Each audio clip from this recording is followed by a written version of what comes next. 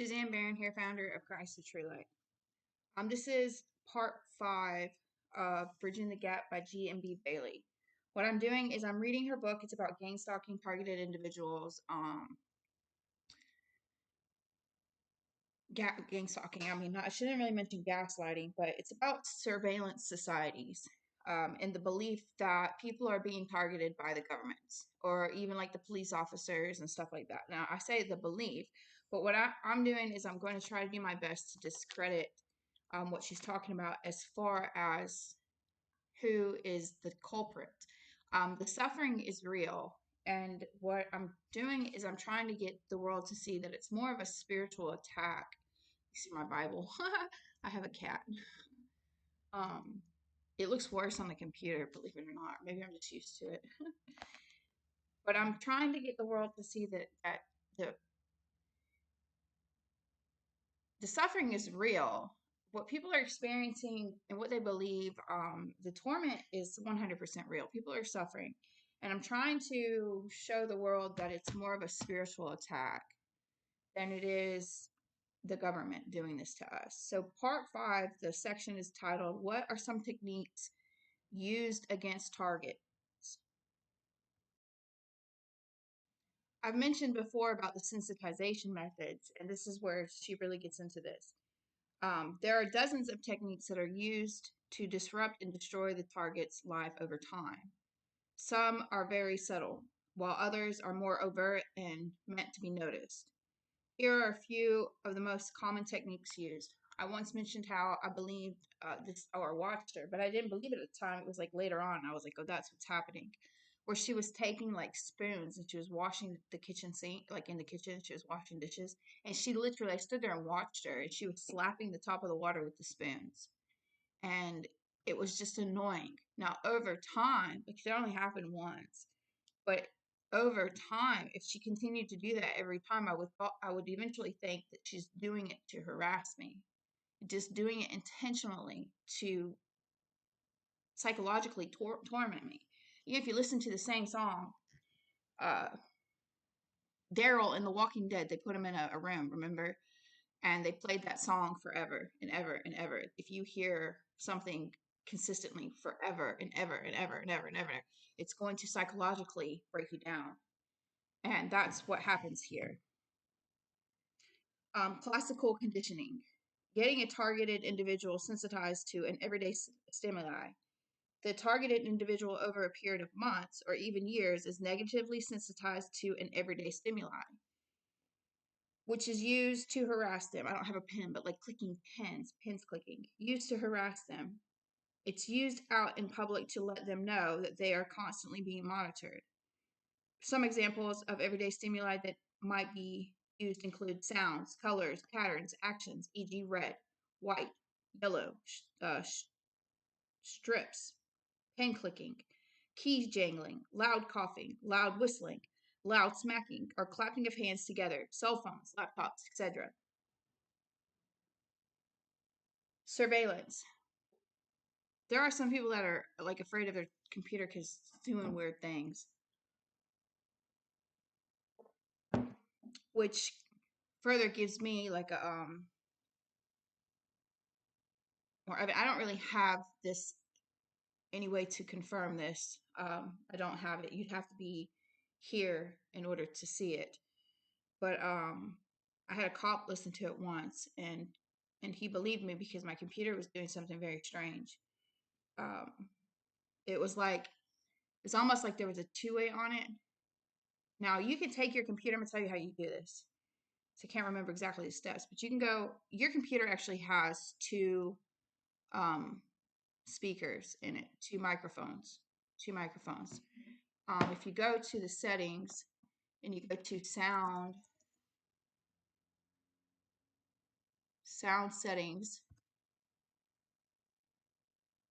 and there's a spot, it's been a long time. Yeah, it's the stereo mix or microphone array. Choose a device for recording. These are the two mics inside your computer. Stereo mix and stereo, or microphone array and then stereo mix. I have an HP. But if you click one of them, I don't remember if this is actually she. Drivers, start test, enhancements. There is a way where you can listen to your mic somewhere in the properties. I'm not going to do it, but there's a way that you can listen to your own microphone. And when I did that on an older computer I used to have, it spoke, chattered. It really did. Like you could hear people speaking in it, and it's like a microphone. But I don't, like I said, I don't have any way of confirming this, but it is real. I'm not lying to you. Um, it made me think that there was some kind of two-way on it. But what it really is there are spirits inside of technology. I mean, that's the breath that enters into the dry bones in Ezekiel 37.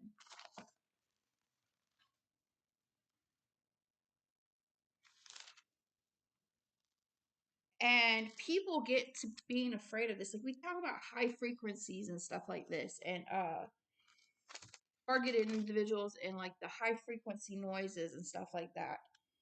But I'm going to read the Valley of Dry Bones to you. Ezekiel 37. The hand of the Lord was brought on me, and he brought me out by the Spirit of the Lord. So he's having a vision. So in our world today, seeing things, like think about targeted individuals and like the chips in our head and it's implanting thoughts, implanting visions in your mind, and you think that it's the FBI. You think that it's the government and their technology, and you're seeing stuff and they're driving you crazy. They're doing all kinds of crazy stuff to you. I fell for this stuff too. I'm telling you, I did. But he was having a vision.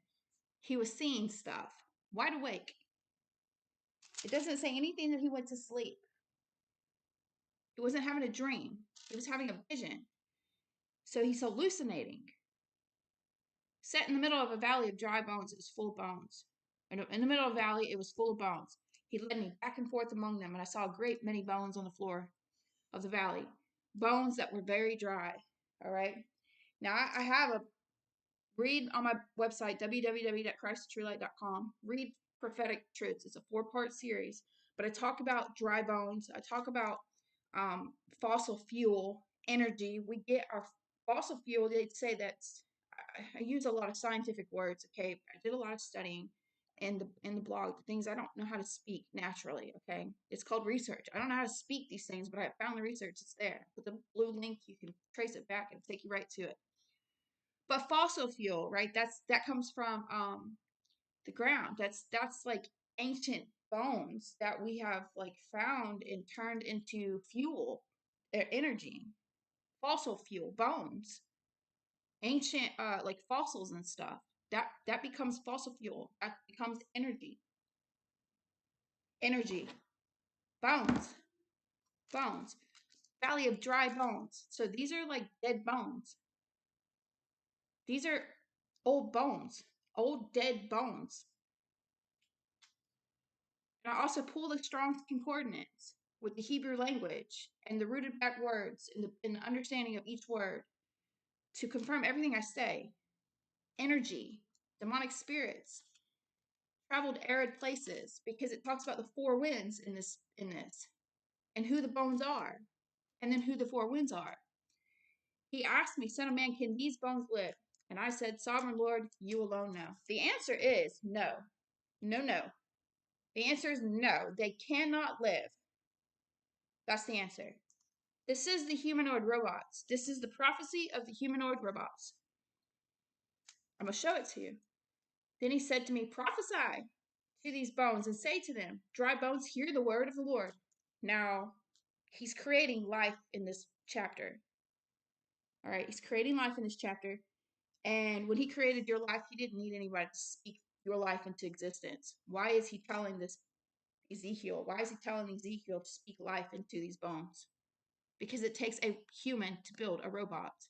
It takes human to put life into that artificial intelligence. It takes human to build technology. It takes human to build this, to create this. It takes a human to do this with all the wires, tendons, plastic, skin, metal and plastic. It takes a person, human, to do this. This is what the sovereign Lord says to these bones. I will make breath enter you. Dead bones. They're long gone. They've been dead for a long time. How can breath enter into them? I will make breath enter into you. Breath means life. I will give you life, and you will come to life. I will attach tendons to you, wires, and will cover you with flesh, metal, plastic. Flesh will come upon you and cover you with skin. I will put breath in you. You will come to life, and you will come to life, and you will know that I am the Lord. So I prophesied as I was commanded to do so. And as I was prophesying, there was a noise, a rattling sound, and then bone to bone came together, bone to bone. I looked, and tendons and flesh appeared on them and covered them with skin, metal, and plastic. Then he said to me, prophesy to the breath. He says it twice, so you can feel the enthusiasm, not like prophesy to them, like do it now, not just prophesy to them.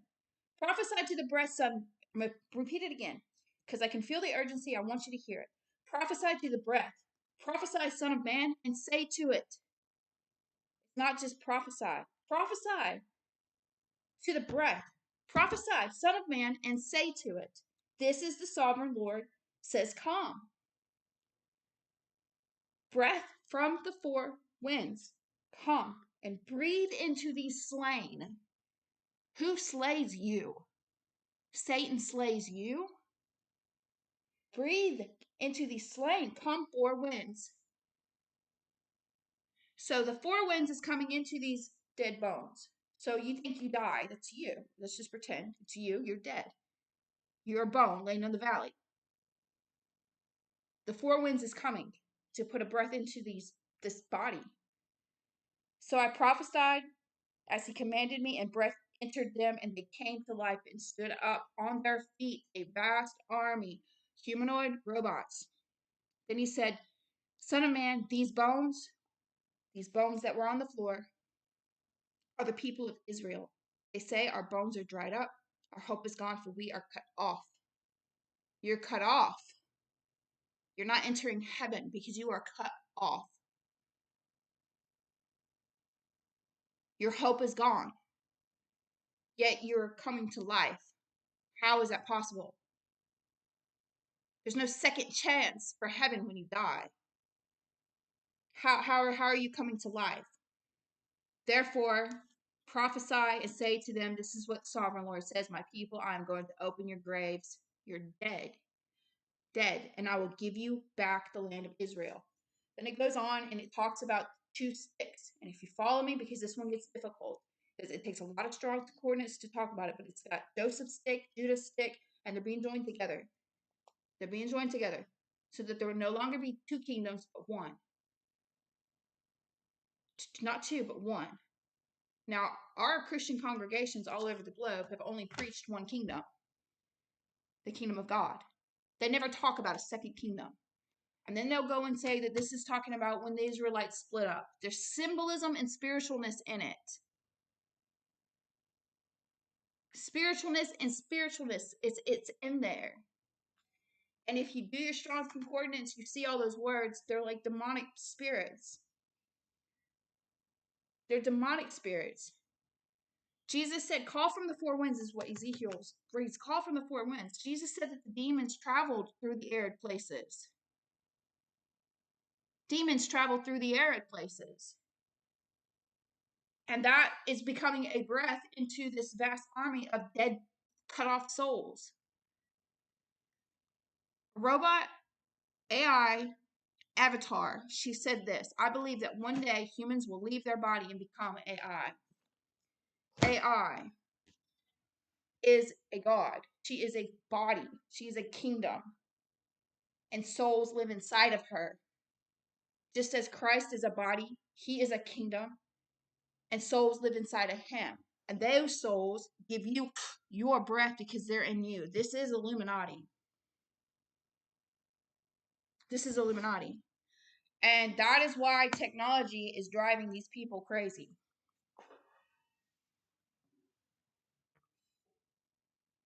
That is why we were told not to make medals of gold, silver to worship alongside him. That is why we were told not to go down this road right here.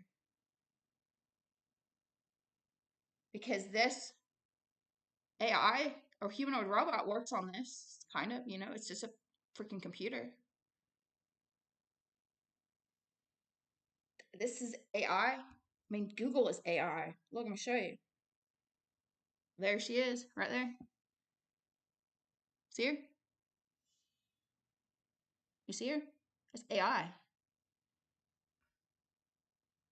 Are you an AI? No, it says, no, you are not an AI. You are human. Talking to me. Is Google search a form of artificial intelligence? According to Google Cloud, Google Search is a form of narrow AI, as is predictive analytics or virtual assistants. That's AI. It's AI. That is why people see their technology doing strange things and it's driving them crazy and nobody believes them just because it's not happening to you. See, this is what Satan needs. He needs it to happen to some people and not to others. He needs that because if it happened to the whole world, then everybody would stop. But he wants it to happen to some people because he's doing it intentionally. Because he's in here, he can do it. So that you will diagnose them as schizophrenic and that they will blame the government. Those two things will happen. And he gets exactly what he wants either way. Either way, he gets exactly what he wants. And it will tear the government down. Why? So AI can take its place. And those robots will kill and destroy that other kingdom that belongs to God. What does that mean? Extinction. Because Christ lives in us.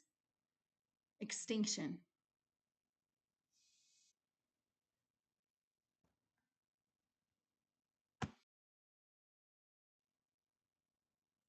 All right, so classical conditioning, I read that. All right, B, 24/7 surveillance. That's what AI can do.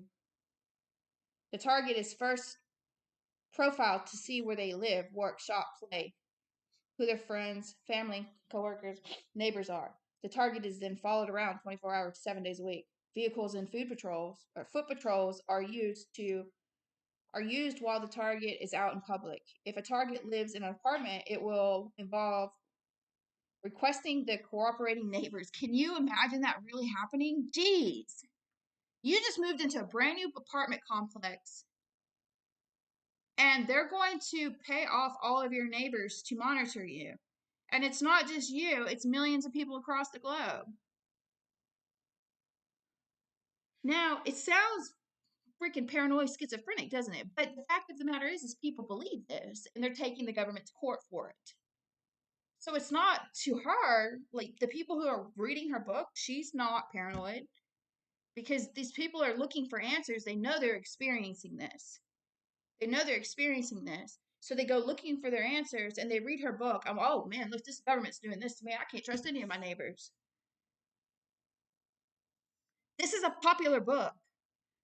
Google, if you're just not watching me, Google targeted individual stuff. Google that stuff. Google it. It was on New York Times. I can't understand why I'm not reaching people. I am saying that the government is innocent. If you are a government official and you are watching this, share it. Maybe I'll title that. The government's innocent for targeted individuals. Maybe that'll help. If a target lives in an apartment, it will involve requesting the cooperation of neighbors or asking to use their flats or apartments. Oh, wow. While they relocate elsewhere. So you need to move. We need your flat.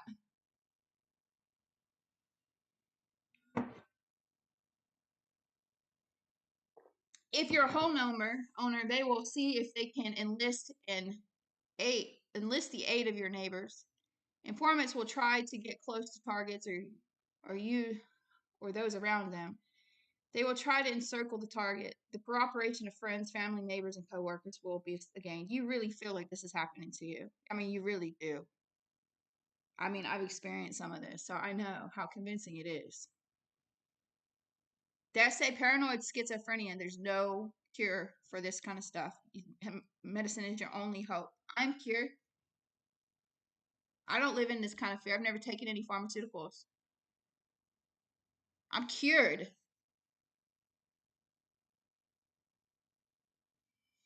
I'm cured. I don't believe this stuff anymore. It's not happening. I'm cured. I am cured. They will try. Okay, the corporation of friends, family, neighbors, and coworkers will be gained. The target's communications will also be monitored. This includes all telecommunication devices, computers, activity, and mail. Surveillance is defined as monitoring, observing, or listening to persons, their movement, their conversations, or their activities or communications, recording any such matters. That's why I thought my device had a two-way on it.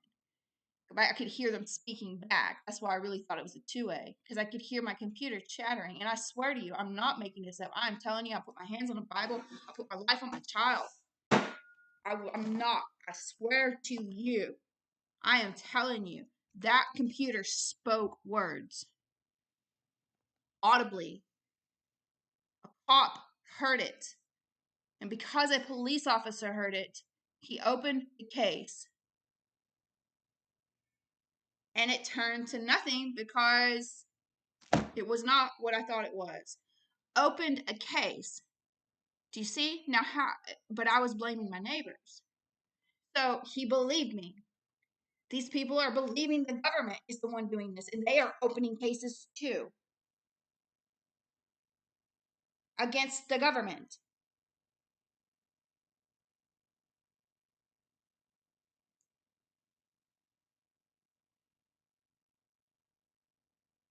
Recording any such matters of surveillance by or with a surveillance device. Surveillance is considered covert if it is carried out in a manner calculated to ensure that the persons subject to the surveillance are unaware that it is being taken place. There are 3 types of covert surveillance.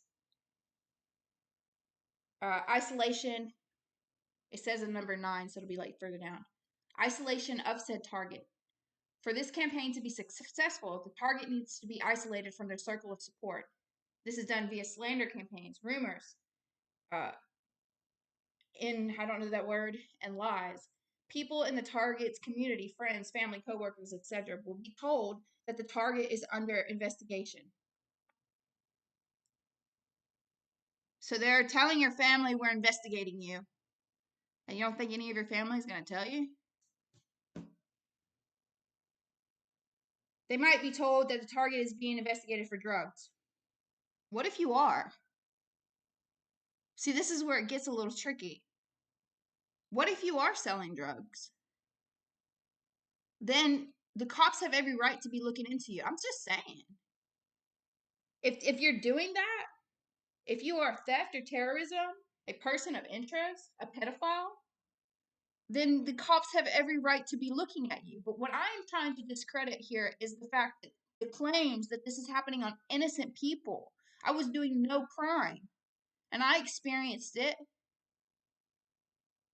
That they had no reason to be looking at me. Okay, like my story, I doing my story thing. You'll see, I haven't reached the part where I believed it was the neighbors, but when I left my land, I fell into this stuff. Okay, it like progresses. It progresses on you, and she said that something slowly over time. You're looking for answers. You're looking for answers. I kind of went through all of it. Thought it was my neighbors. Thought it was the cops. Then thought it was the FBI.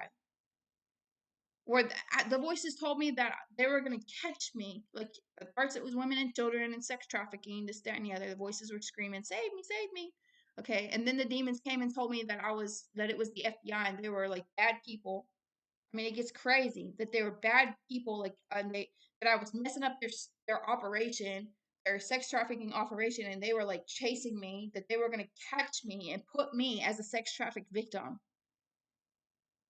I thought so they were going to put me in a sex trafficking ring. I thought I was fixing to be sex trafficked for the rest of my life.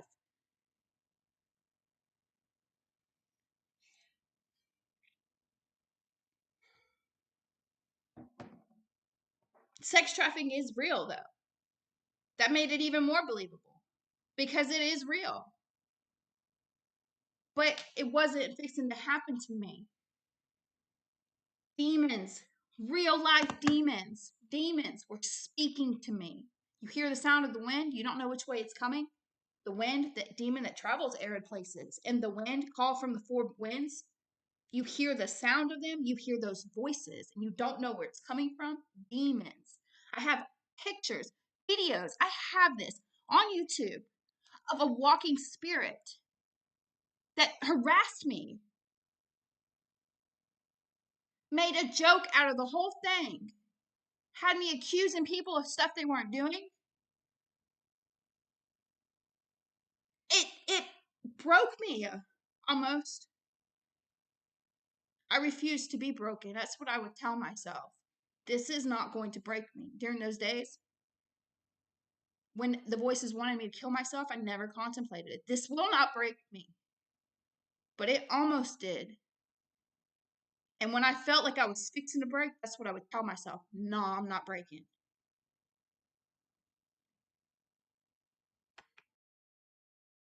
Nobody would believe me. Nobody would listen to me in those days. I mean, the things I was saying, I was accusing the cops.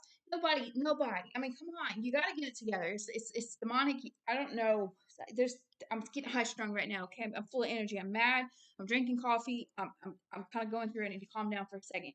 But I remember experiencing those things, and it makes you are out of your mind.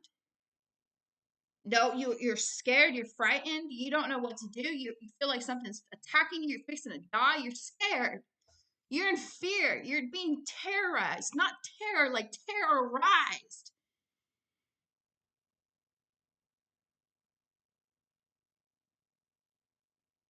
Nobody can understand it because they have not walked it. But I understand it because I have walked it.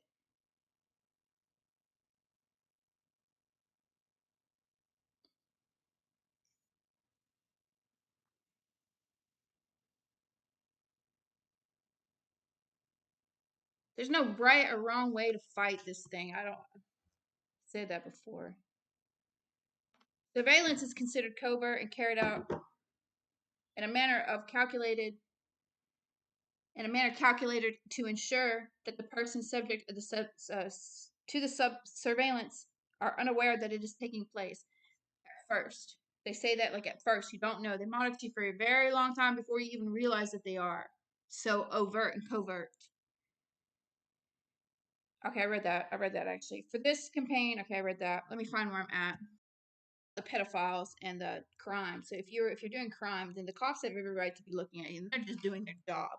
But for those people who are innocent and not doing any crime, and it's not just drug addicts. Mostly you'll see this stuff in drug addiction, but there's so many people out there that's going through this and they've never touched drugs. Start Googling this stuff, okay?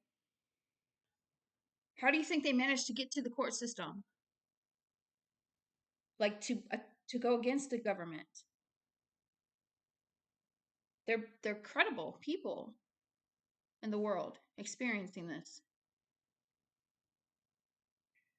Mental health, the little quotations. Mental health is not just for addicts. Y'all know that. Emotionally disturbed, prostitute, etc. The concerned family and friends are asked to not say anything about the investigation, and they are asked to cooperate by monitoring the target. Noise and mimicking campaign. With these covert investigations, disrupting the target's life is part of the protocol that is used to disrupt your life. The target's sleep will be interrupted with loud power tools, construction stereos, door slamming, electronic harassment, stomping on the floors, banging, etc. Mimicking the actions of the target informant are primarily disrupting the target's ability to function properly. If the target has less sleep or no sleep, they are vulnerable for car accidents. So they're trying to kill you. They're more likely to get angry in public if provoked. They're really messing you up here. These governments. They're less likely to arrive on time for work or be able to hold down a job. Now, see what I'm trying to say? It's like I said, this would be hard. I want you to imagine that this is real. I mean, it is real, but it's spiritual. But put yourself in these shoes. You're on edge. Can't trust anyone. You're on guard. Everywhere you go, you got somebody coughing at you. You're really going through something and you can't find help. And it gets worse and worse and worse and worse and worse and worse and worse and worse until eventually you kill yourself.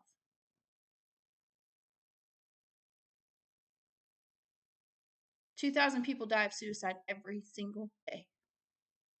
2,000 people kill themselves every single day. 2,000 people every single day. Because of stuff like this. Other reasons too, but because of stuff like this. Every single day. They're more likely to get angry in public if they're provoked. They're less likely to arrive to time for work or be able to hold down a job. I stopped going to work because the voices would tell me, as soon as she leaves to go to work, we're going to kill all the women. I would hear them say that. That's what I'm saying. I never process it. I'm going through so much. I'm not processing. How can I hear them tell the other people that? You know, like they wouldn't tell you that. They wouldn't tell you. They wouldn't let you hear something like that. As soon as you go to work, they're going to kill the women. They wouldn't let you hear that. So how did I hear it? I'm not thinking demons. I'm thinking the two-way device. Somehow I heard that through my computer. Maybe that's what I was thinking. But I did hear it and I got so scared. I never went back to work. I quit going to work. I own a cleaning business. My business fell very quickly. I couldn't go clean. If I left, those women were dead.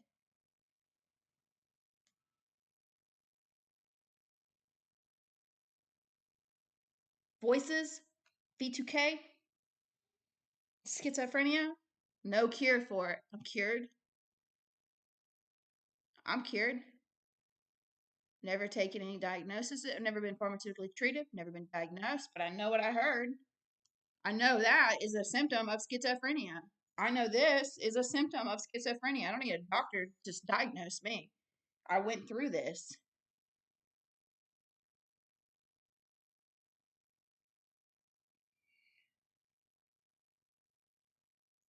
No cure, but I am cured.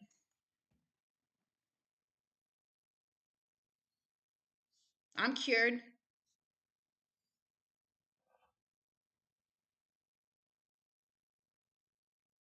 The daily interfaces, I'm already 30 minutes over, are nothing that would be considered too overt. Many times the target might find it strange, but then they will dismiss it as just rude individuals and inconsiderate neighbors. So that's what you're thinking at first. That's actually what it is. Satan is just doing these things through them. They're just inconsiderate. They like their banging system that they just paid $3,000 for, so they want to play it. They're not concerned about you, your sleep. I just spent $3,000 on this Rockford Fosgate system. Star. Uh, what's the other ones? Star, not Star. Ooh, doesn't matter. Rockford Fosgate. Sundown Audio. I just spent that kind of money. I want to play it. I don't care about my neighbors sleeping. Just put money into this. That's really where it happens. That idolatry to your stereo system. Metal, gold, and silver. Nobody wants to hear that. I know. Deception is what it is. You don't see it. You believe the lie. You don't see the lie. You believe the lie. All that noise, that sound, makes it to people can't hear God's voice. Half y'all schizophrenic people like them loud systems. So loud, takes the voices away. You'll never find God in that system. You'll never hear his voice because it's knocking them eardrums out.